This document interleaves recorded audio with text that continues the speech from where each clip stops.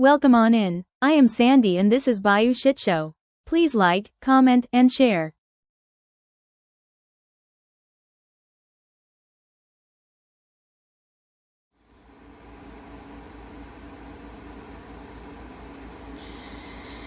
Hey you guys, welcome on in.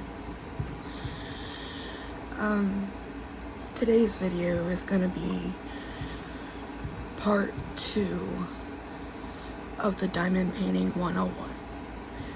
So it's technically Diamond Painting 102. And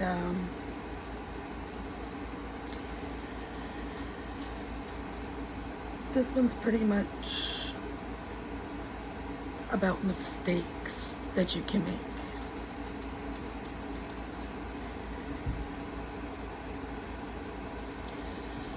And we'll start off with what are some common mistakes to avoid. Absolutely, diamond painting is a joy, but a few missteps can turn sparkle into struggle.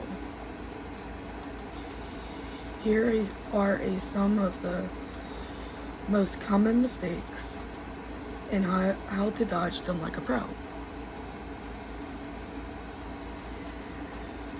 The top mistakes to avoid in a diamond painting.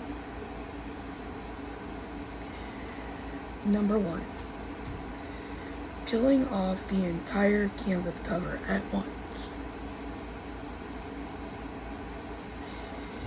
It's a problem because it exposes adhesive to dust, pet hair, and air, reducing the stickiness. Avoid it by only uncover small sections as you work.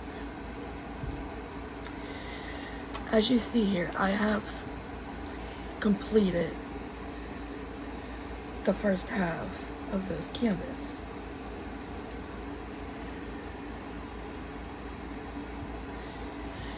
And yeah, there was a hair stuck to the excess glue realm around it. But there's not much you can do about that. Unless you put washi tape around. But I completed up to here. And I am now working from here up. I will have this finished before the night is over. No need to worry. Yeah, you don't ever want to completely pull off from the bottom to the rest of the way. I've been diamond painting since 2017. So I know about what I can do in a day's time. And if you remember, I just started this yesterday, so 2 days is, that's me taking it easy. I could do this in one day. But yeah, just don't, especially if you're new. Now, if you've been diamond painting a couple of years or so, and you know how to judge your time, or if you use release paper, then, go ahead and pull it off. Put your release paper down. And that way your stuff is protected.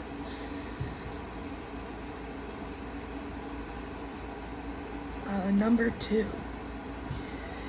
placing diamonds on the wrong symbol. We've all been there. It's a problem because it leads to mismatched colors and a messy final look. Avoid it by double checking symbols and work in small areas. The way I do a canvas is I do one this small, I do half one day or at a time, and then the other half. But I do all of that one symbol at a time. And I avoid making mistakes that way. Not that I'm perfect by any means, but that's how I double check myself.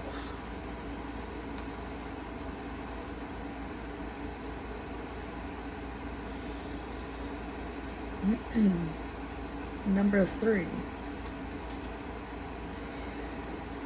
leaving diamond containers open.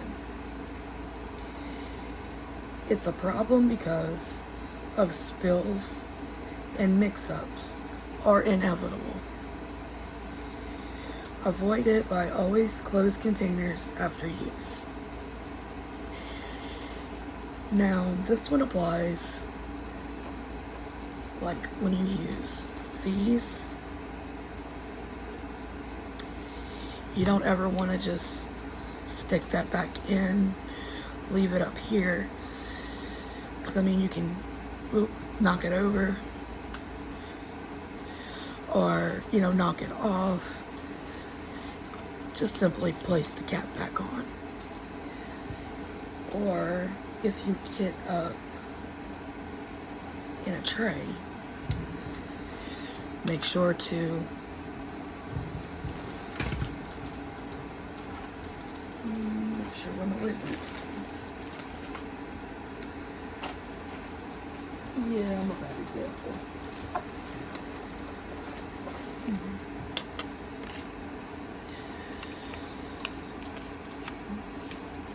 I don't kit up in my trays, but if you do,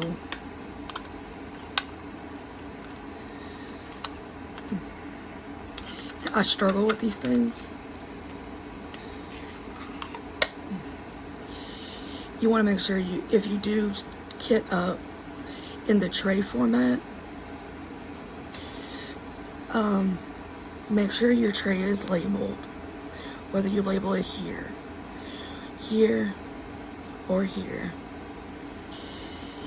And just always keep up with your stuff. I don't kit up in these, and quite frankly, I lost this piece, and Diamond Art Club does not sell just this piece, so I have ruined a couple of trays. But I do use it, to lay my drills down. I just keep my little piece up here so that I always know where it is. And I keep this part in the little mesh part at the top of the kit. And then this just kind of roams. Now I do have a smaller version of this tray, as you can see. And it's all intact. And I use it for trash drills.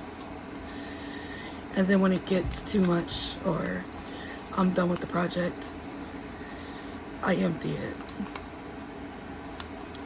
So I don't have what they call a trash pot.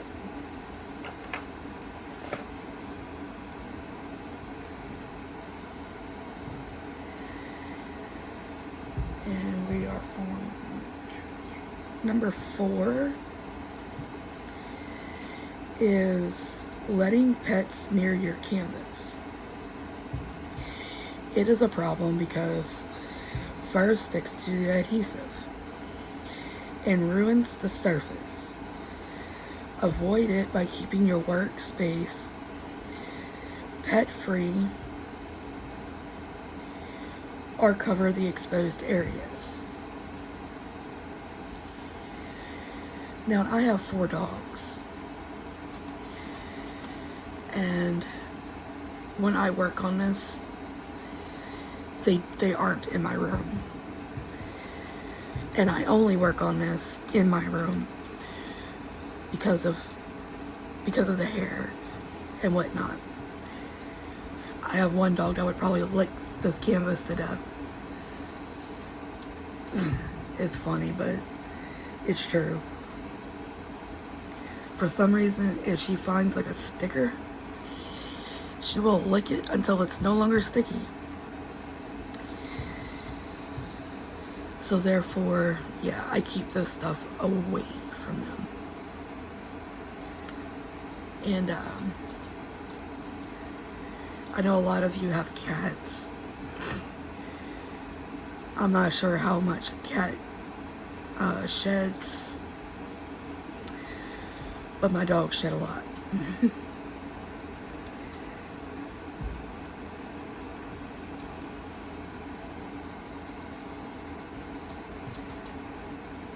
Number 5, resting your arm on the sticky canvas.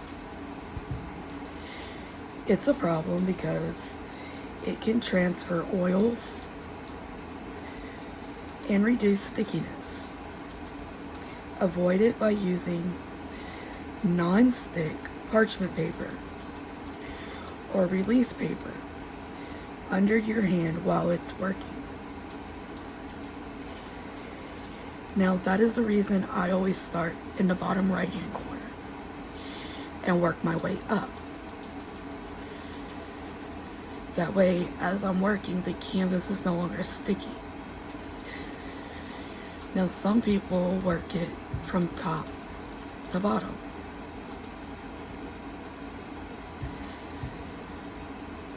To me, that would get in my way. But that's me. Now when it comes to the parchment paper,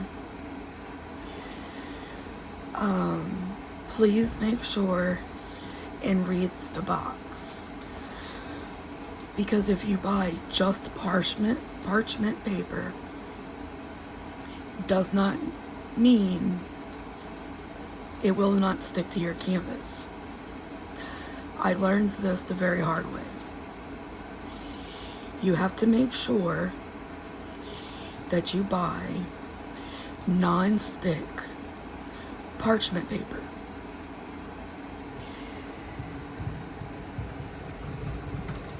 Now, if you buy or purchase release paper from a company such as, Diamond Art Club has them. There's a YouTuber that does them. They're all over on Etsy. Now, if you choose to do that way,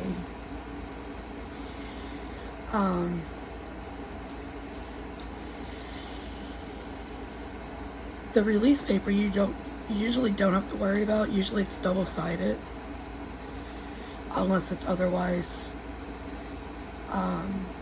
it'll tell you otherwise. I personally use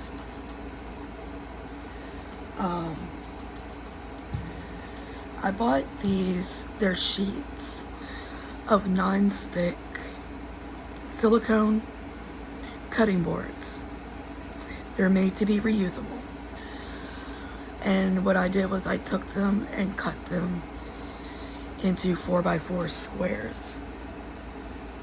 And I don't know where they are at this moment, because I've been working on these smaller canvases. But I use those when I have something I'm going to be working on more than once or twice.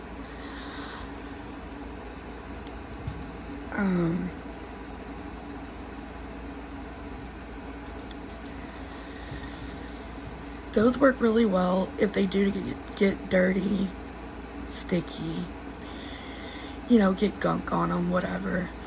You can simply use, just run them through a sink of water. Or you can just simply, wipe them off or whatnot. They're very cleanable, reusable, and they last forever. I got mine off of Amazon. They were like $9.99 for 3, are 4 really, like the size of this canvas, maybe bigger. And you get quite a few squares out of it. I want to say I got a stack like this.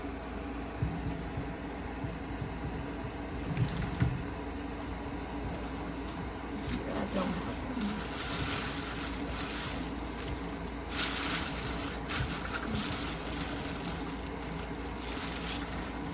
one. I have the little ones. This is the little pieces, and I keep all of it. Okay.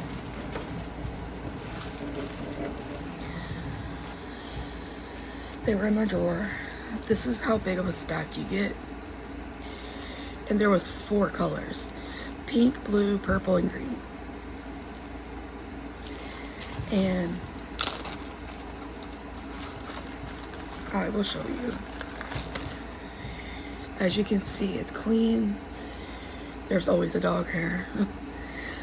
But these do have a shiny side and a not so shiny side. This is the shiny side. This is the dull side. And you just simply would place it like this. And it comes right off. I have placed them this way before, and it still peels off. So I'm not sure necessarily what the difference is, but yeah. And I can't cut a straight line, so they're not 100% straight. But you see, you can do that with them. And I got some drills already down right here. But you would take them, and you can use all of one color, or you can use a variety of colors, and you just lay them down. See, those little pieces fit there. See, this is why I don't use them. You see how it's such a little bitty spot? But you lay them however you wish. And you can pick this up. They don't come off. It's very nice. Very, very nice. And as you can see, they just simply come off.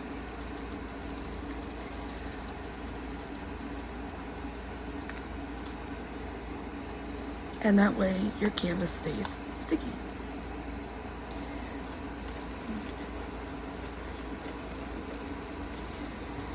These are called silicone cutting boards.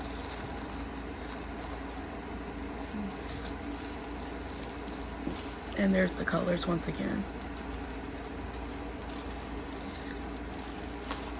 So, and then you get these little pieces, and you know, you can use them, throw them away, or you know, whatever you wish to do. I just don't throw things away. Not crafty things. I always hold on to it. At least, you know, for a while. Unless I see I'm not going to use it.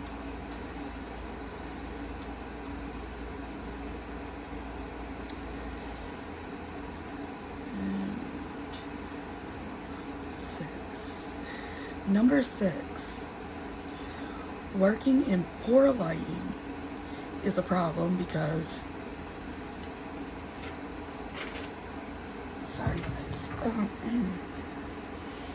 it increases risk of placing wrong drills. Avoid it by using a bright lamp or light pad for clarity. And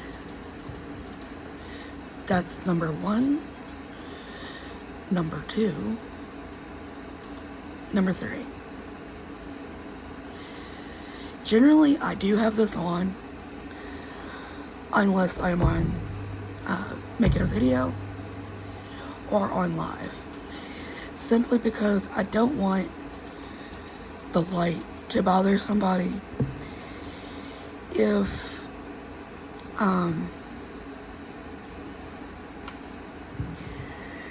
some people do have light sensitivity, and it can cause, migraines and all sorts of things. The light up here is, I like to call these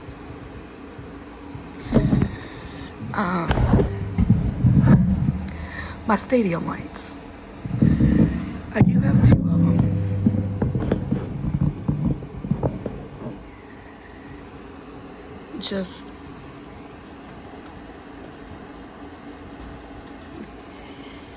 They just don't always get right where you need them. And 2 is too much.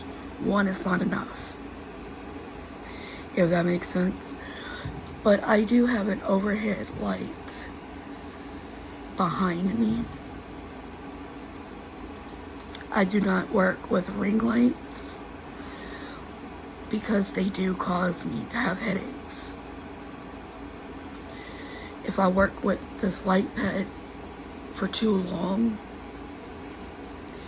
it causes me to have headaches. So I do know that struggle.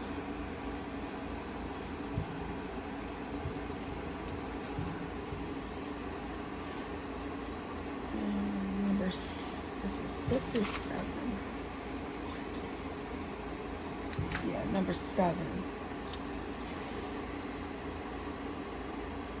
Spilling or mixing up drills. That is a problem because sorting them again is a nightmare. Avoid it by labeling bags clearly and using a compartmentalized tray, such as, let me get this out.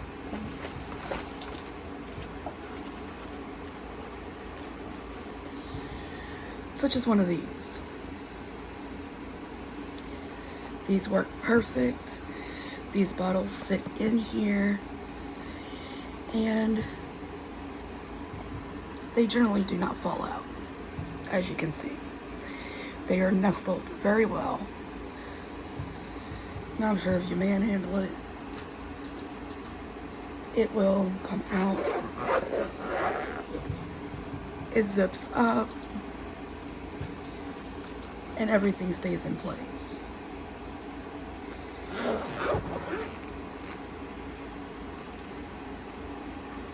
You also have this little compartment. I store little bags, extra labels, a marker, some pink wax in case I'm not where my Max, and I will show you. This is what I use instead of the wax that comes with the kits. Yes, it does say earplugs. It's a silicone putty. But I am still on my first piece. The rest of it,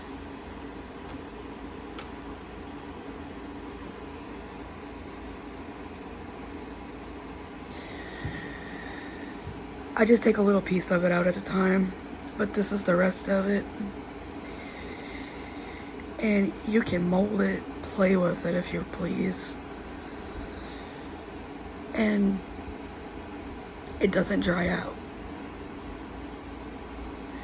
How the red wax, like, this piece needs to go to the garbage. You can feel it. It is just dry, crumbly.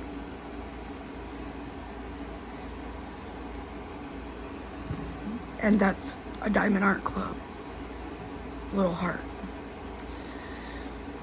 But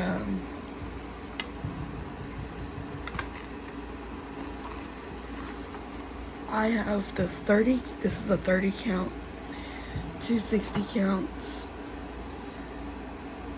and my big tray is 96 count. I love my bottle system.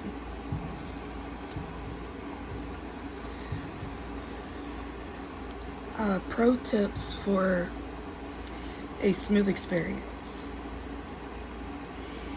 Using a roller to press down to finish sections. I have this one. I also have one of the humongous ones. But pretty much all you want to do is, go back and forth, pressing down as you're doing it. And you will hear them, some of them, kind of like snap into place. Some people don't do this. I find they sit better after doing that. And you still may get one or two that kind of looked like they're not down all the way. And just go back and press those in. It's not going to be perfect. No tool is 100% perfect all the time.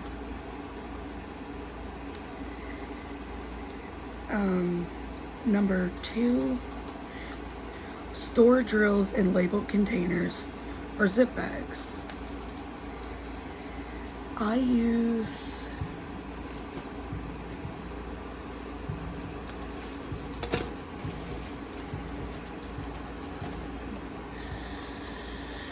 this is available at Walmart.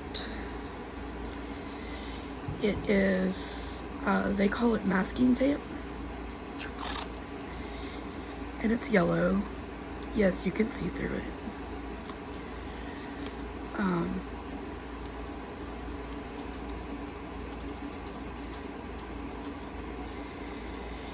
You can very easily write on it with a simple ink pen, a Sharpie, or, pretty much anything you need to. This is one that I've labeled, and I always label them 1 through 25 or whatever the legend is.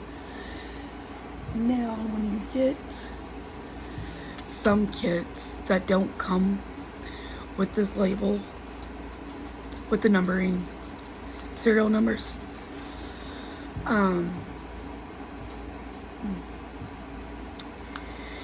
that's when I'll use their symbol. And this one's not too bad. It's pretty simple. But sometimes you'll get like the actual symbols. Like you got a plus sign, a pound sign, percentage, and then it's all alphabet. And you got 3 numbers. But some of these, I've had kits that the entire kit is these types of symbols. And it doesn't have the numbering system. And what I end up doing is I'll either add that line of numbers or I redo my numbering system.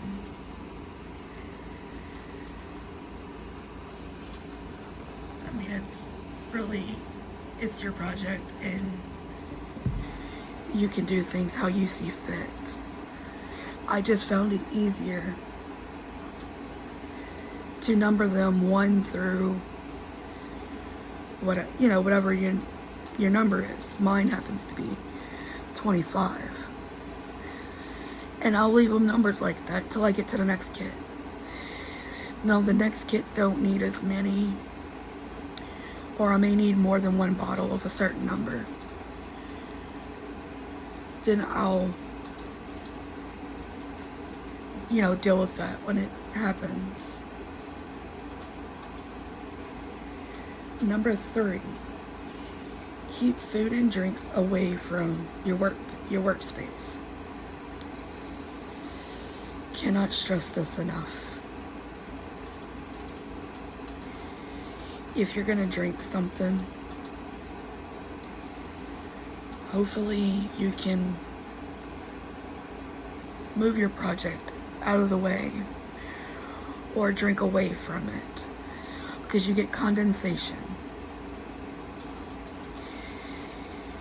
And even though whatever you're drinking isn't leaking, that condensation will drip. And you don't want that on your sticky parts of your canvas.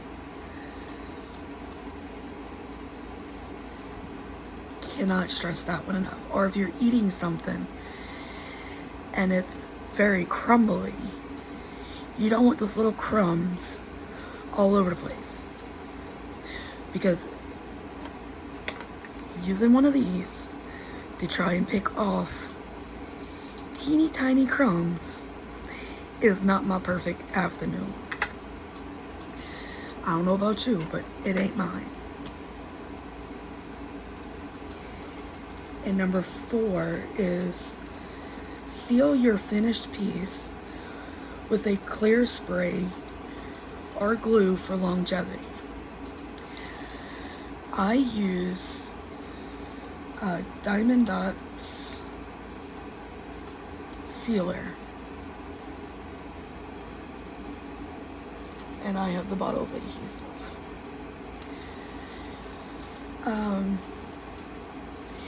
It looks just like this bottle. I'll show you.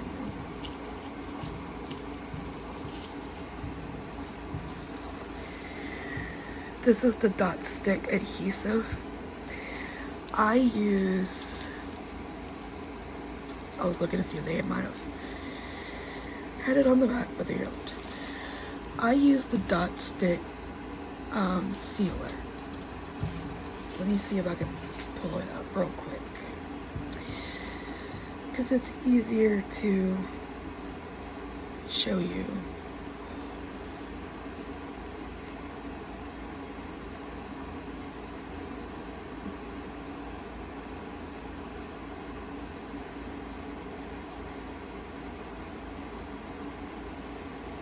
Okay, it's called Dots Gourd.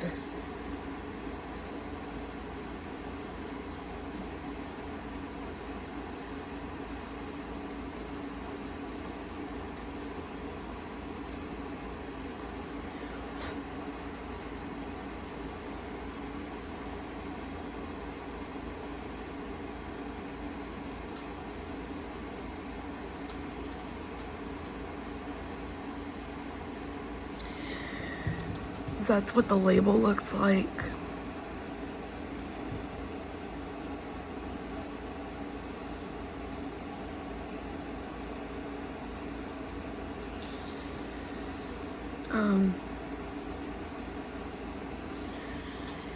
Let's see.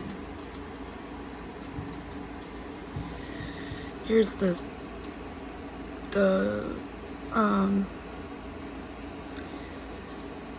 oh my goodness, my mind went blank. It's Dots Gourd sealant. You get a 4-ounce container of sealant.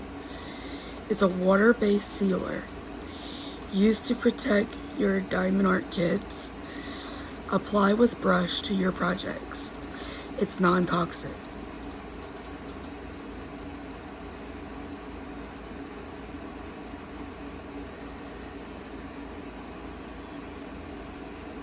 You could also use it to seal puzzles.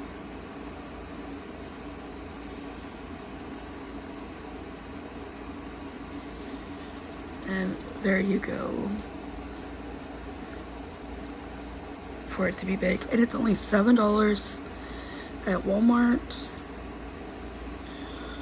Or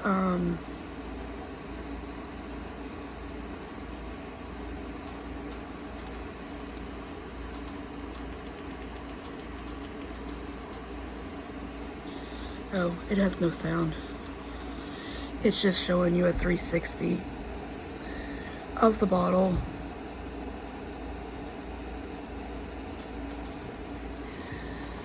That was kind of dumb.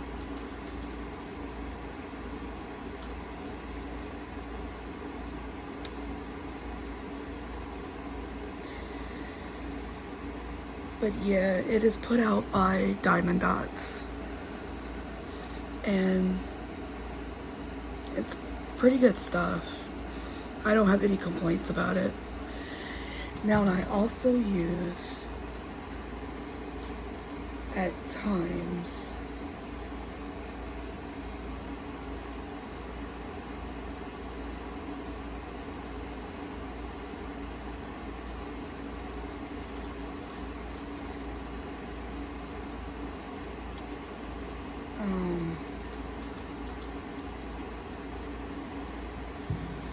Minwax polyacrylic crystal clear top coat. Make sure you get the clear gloss, because if you don't, they do have like matte finish. It will take the shine out of your drills. And this is like $21 for a pint size can, but a very little goes a very long way. Cannot stress that enough.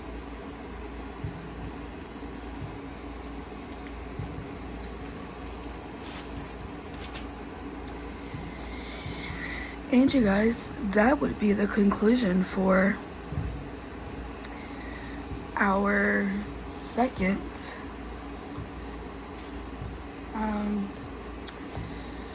diamond painting tutorial, not tutorial, but workshop, I guess you can call it. And I appreciate you for stopping by and joining me.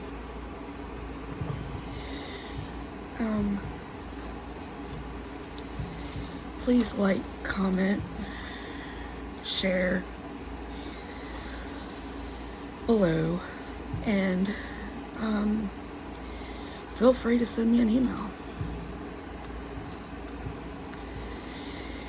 And as always, every day is a new beginning. Take a deep breath and start again.